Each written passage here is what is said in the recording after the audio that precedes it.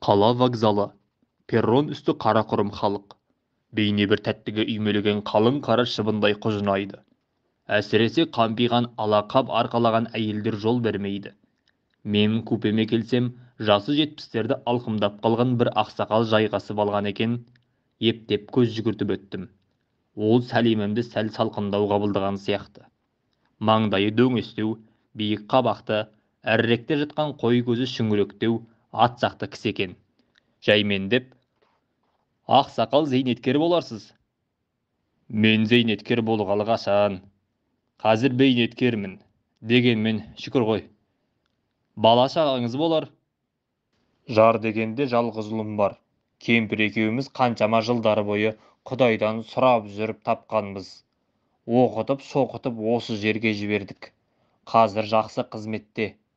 1-2 жылда парламентке депутат боламын деп газетке суреті де шықты. Мен өмір бойы мал бақтым. Алдым ақтылы қойға толды. Омырауымда Мәскеудің өзі берген моншақтың түрі бар.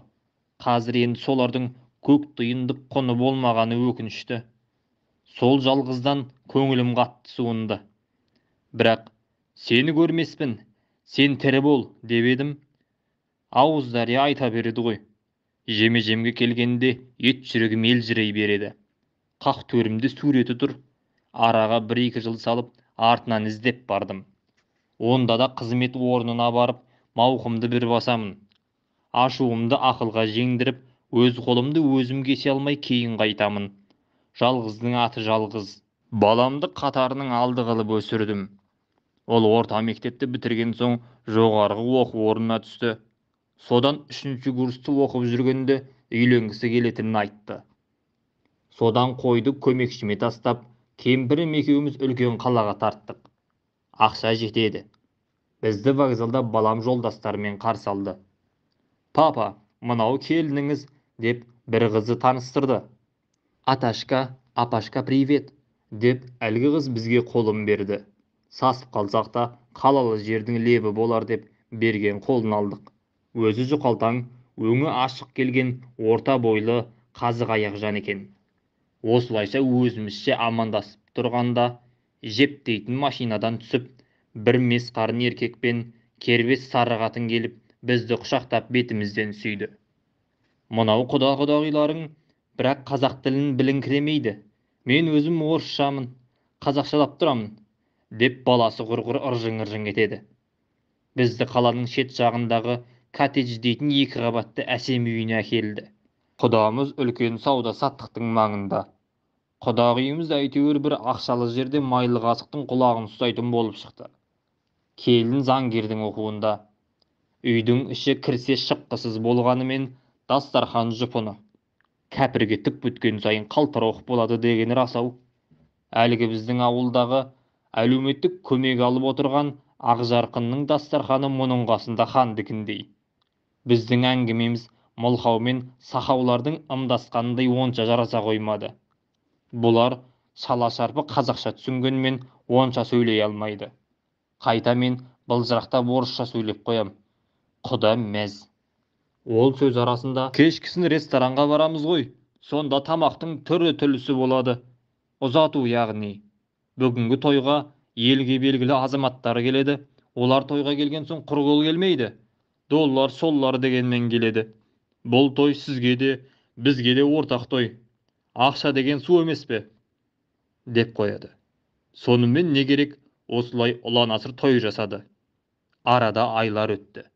Бала да, келін де қанша шақырсақ та қарасын көрсетпеді. Құда шетелде жүр деп естиміз. Құдағи аллергиям бар деп сылтауын тапты. Bir күні жалғыз өзі сүмпиіп балам келіп тұр. Папа, мен де асығыспын. Бүгін қайтып кетем. Мынау сізге құдағиыңыз беріп жіберген сыйлығы.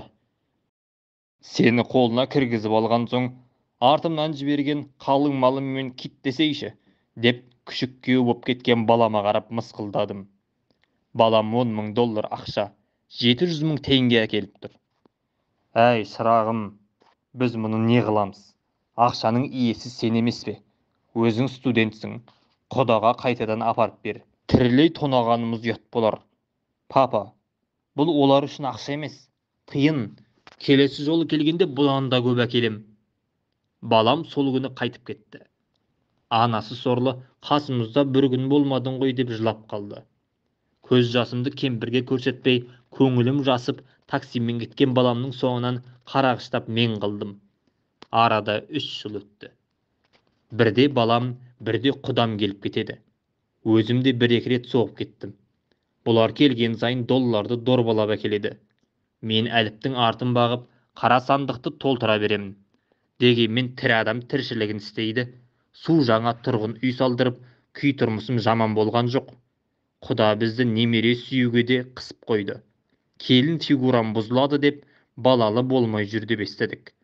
Сөйтіп жүргенде бұлардан хабар-ошар болмай, пышақ кескендей тыйылып қалды.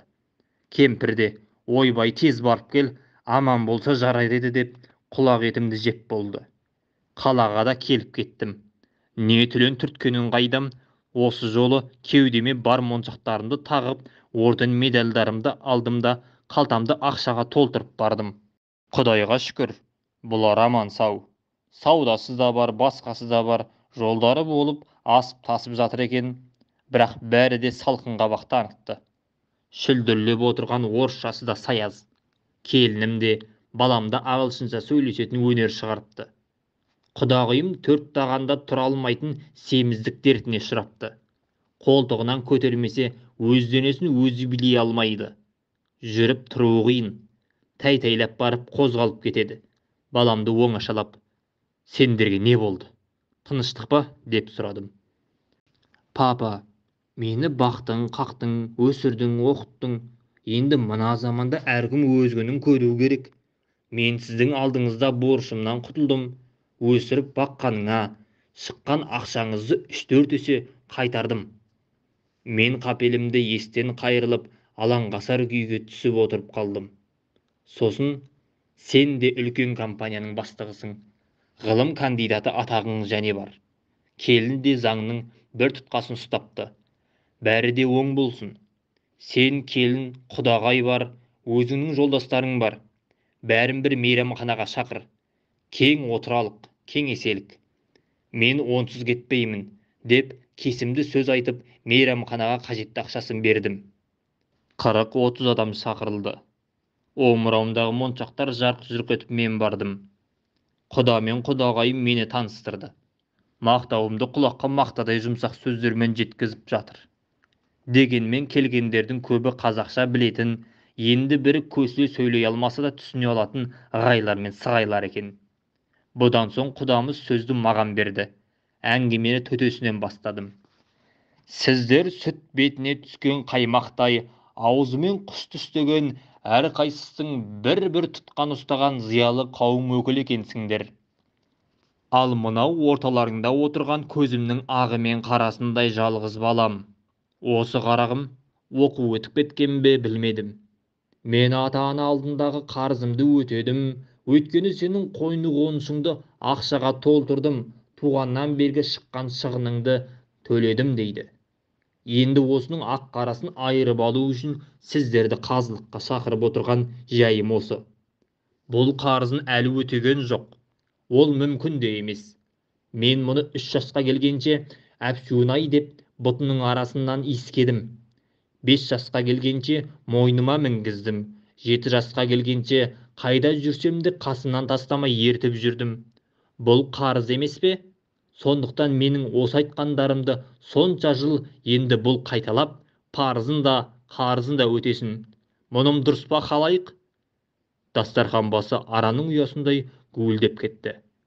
Көпшілігі орындарынан атып тұрып, балама, құдама қарап, қолдарын бір сілтеп шығып кетті. Байғұс балам, папа жаным-ау, мені тірідей көмдің ғой, не қылдың? Деп шығып бара жатқан менің жаныма келді. Сені бір-ақ рет тірідей өлтірсем, сен мені өмір бойы өлтірумен келесің, шірік жұмыртқа.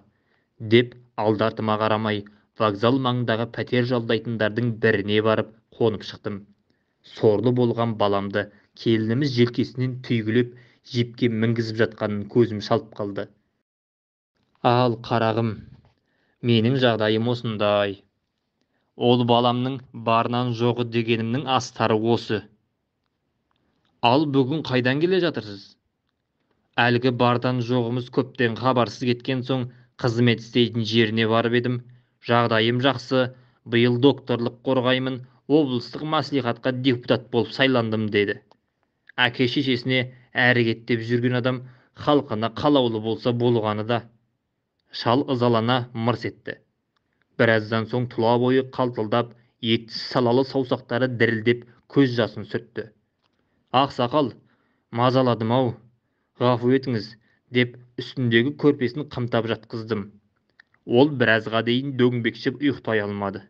Түн ортасы ауа, мен оны өз бекетіне келген соң қолтығынан сүйемелдеп қоштасып перронға шығарып салдым. Қайран өмір. Алла берген Қонарбаев. Құранда Раббың өзіне ғана ғибадат етулеріңді, әке-шешеге жақсылық қылуларыңды әмір етті.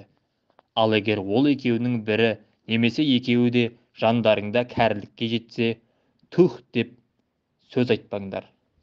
Сондай-ақ ол екеуін зекіме, ол екеуіне сыпайы сөз сөйле, дейді. Баршамызды ата-ананың разылығын алғандардан етсін.